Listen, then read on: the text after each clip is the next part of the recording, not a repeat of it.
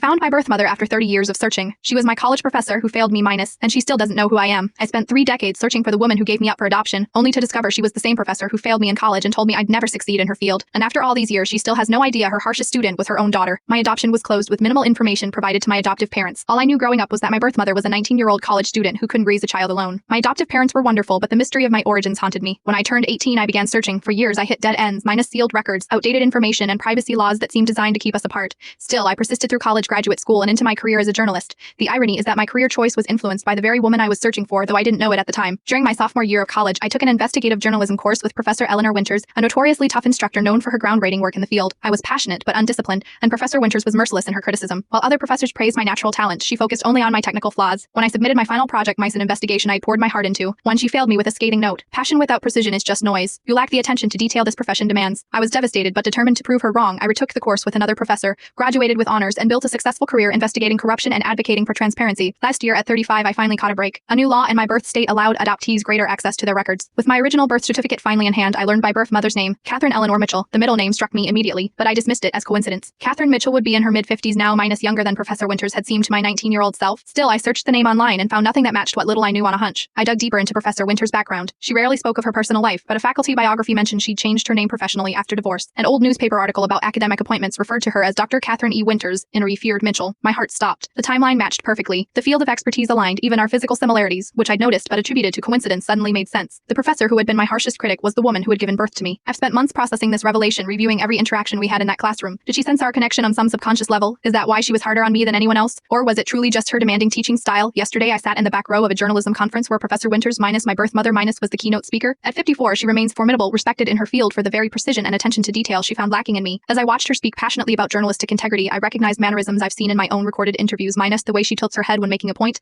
how she gestures with her left hand for emphasis. After her talk, I joined the line of attendees waiting to speak with her. When my turn came, I introduced myself using my married name, which she wouldn't recognize from class. Her smile was polite but distant. As she asked what publication I worked for, the Denver Chronicle, I replied, I am the senior investigative reporter. We just won a national award for our series on pharmaceutical price. Fixing something flickered in her eyes, minus surprise, perhaps even respect. That was exceptional work, she said. The attention to detail was impressive. I almost told her then. The words were on the tip of my tongue. I learned that from you, Mayans, in more ways than you know, but I held back. Instead, I handed her my card and said I'd love to discuss her latest research sometime. She took it with a nod, unaware that her email signature minus precision in journalism isn't just professional, it's ethical. It's framed on my office wall, a daily reminder of the standard I've spent my career trying to meet. I don't know if I'll ever tell Professor Winters the truth. Part of me wants the satisfaction of showing her that the student she dismissed became someone worthy of her respect. Another part fears disrupting her life with a past she chose to leave behind. For now, I am content knowing that the drive for precision she criticized in me was actually her own determination running through my veins all along.